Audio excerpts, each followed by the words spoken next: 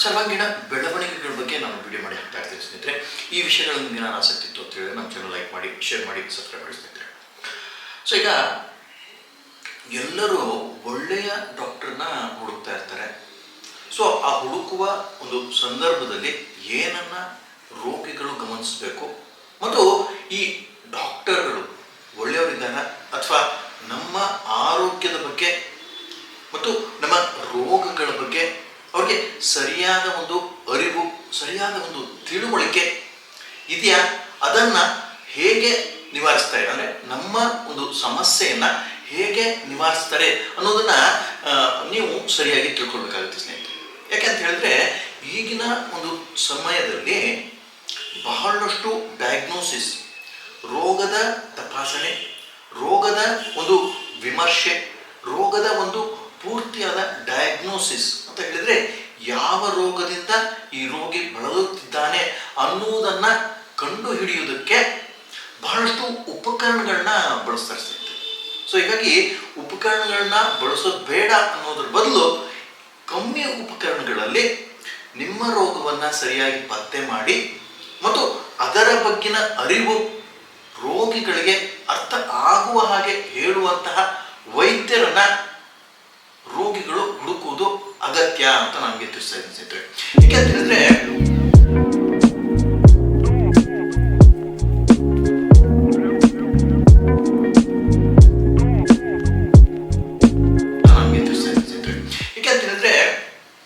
ಬಹಳಷ್ಟು ಜನಕ್ಕೆ ಗ್ಯಾಸ್ಟ್ರಿಕ್ ಇರುತ್ತೆ.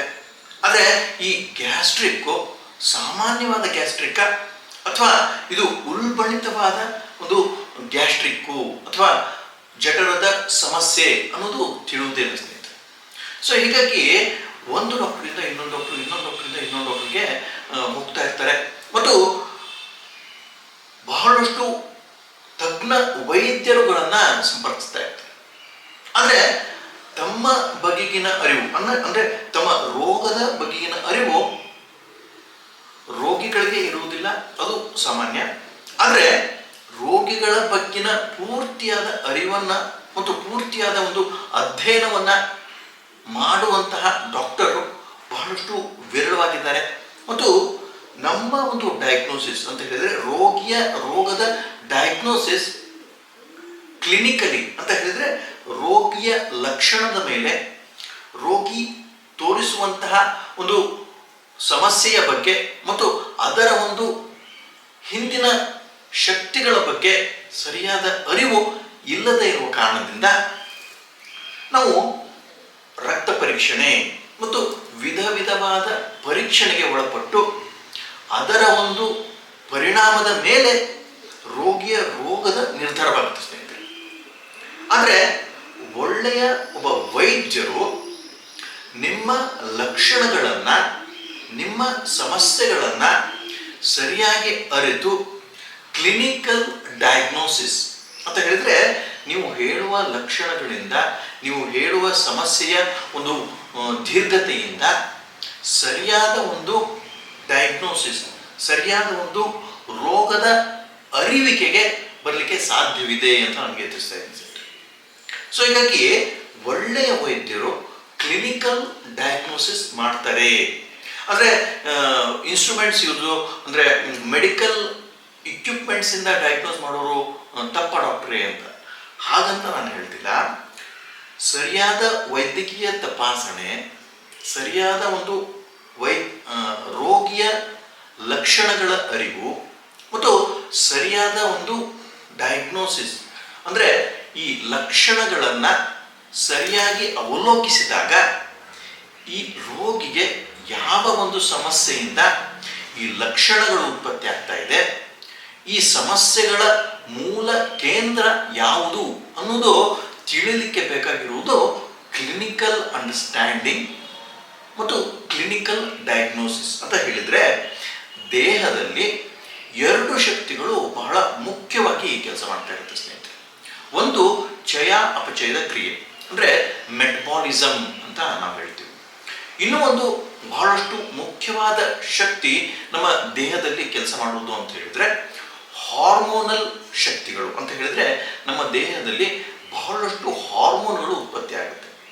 ಈ ಎರಡು ಕೇಂದ್ರಗಳು ವಿಚಲಿತವಾಗಿದೆ, ಈ ಎರಡು ಕೇಂದ್ರಗಳು ಬಹಳಷ್ಟು ಅಲ್ಲೋಲ ಕಲ್ಲೋಲವಾಗಿದೆ, ಸರಿಯಾಗಿ ಕೆಲಸ ಮಾಡ್ತಾ ಇಲ್ಲ ಅಂತ ಹೇಳಿದಾಗ ರೋಗ ದೀರ್ಘಕಾಲಿಕವಾಗುತ್ತೆ ಮತ್ತು ರೋಗದ ಪತ್ತೆ ಬಹಳಷ್ಟು ಕ್ಲಿಷ್ಟಕರವಾಗುತ್ತೆ ಸ್ನೇಹಿತರೆ. ಸೊ ಹೀಗಾಗಿ ಈ ಒಂದು ಗುಂಪಿನ ರೋಗಗಳನ್ನು ನಾವು 5ನೇ ಒಂದು ಪದರಿನಲ್ಲಿ ಇಡ್ತೀವಿ. ಅಂದರೆ ನಾವು ಡಿಸೀಸ್ನ ಒಂದು ಪದರುಗಳಾಗಿ ನಾವು ಮಾಡಿಕೊಂಡಿದ್ದೀವಿ ಸ್ನೇಹಿತರೆ ನಮ್ಮ ಹೋಮಿಯೋಪತಿಯಲ್ಲಿ. ಸೊ ಹೀಗಾಗಿ ಈ ಕ್ಲಿಷ್ಟಕರವಾದ ಹಾರ್ಮೋನಲ್ ಡಿಸೀಸಸ್, ಕ್ಲಿಷ್ಟಕರವಾದ ಒಂದು ಆಟೋ ಇಮ್ಯೂನ್ ರೋಗಗಳು 4 ಮತ್ತು 5ನೇ ಪದರಿನಲ್ಲಿ ಬರುವಾಗ ಅದರ ಡಯಾಗ್ನೋಸಿಸ್ ಬಹಳಷ್ಟು ಕ್ಲಿಷ್ಟಕರವಾಗುತ್ತೆ. ಯಾಕೆ ಅಂತ ಹೇಳಿದರೆ, ನೀವು ಯಾವುದೇ ಟೆಸ್ಟ್ ಮಾಡಿಸಿ ಅದು ಸ್ವಲ್ಪ ಹೆಚ್ಚಿರುತ್ತೆ, ಸ್ವಲ್ಪ ಕಮ್ಮಿ ಇರುತ್ತೆ. ಇದು ಇದೇ ಆಗಿದೆ ಅಂತ ನಿಖರವಾದ ಒಂದು ಮಾಹಿತಿ ಸಿಗದೇ ಇರುವಂತಹ ಸಮಸ್ಯೆ ಬಹಳಷ್ಟು ಕಂಡುಬರುತ್ತೆ ಸ್ನೇಹಿತರೆ. ಅದು ಜಠರದ ಒಂದು ಸಮಸ್ಯೆ ಇರುವಾಗ ರೋಗಿಗಳು ಬಹಳಷ್ಟು ಕಷ್ಟಪಡ್ತಾ ಇರ್ತಾರೆ ಮತ್ತು ಬಹಳಷ್ಟು ತಜ್ಞ ವೈದ್ಯರುಗಳನ್ನು ಭೇಟಿಯಾಗ್ತಾ ಇರ್ತಾರೆ ಮತ್ತು ಬಹಳಷ್ಟು ಟೆಸ್ಟ್ಗಳಿಗೆ ಒಳಗಾಗ್ತಾ ಇರ್ತಾರೆ.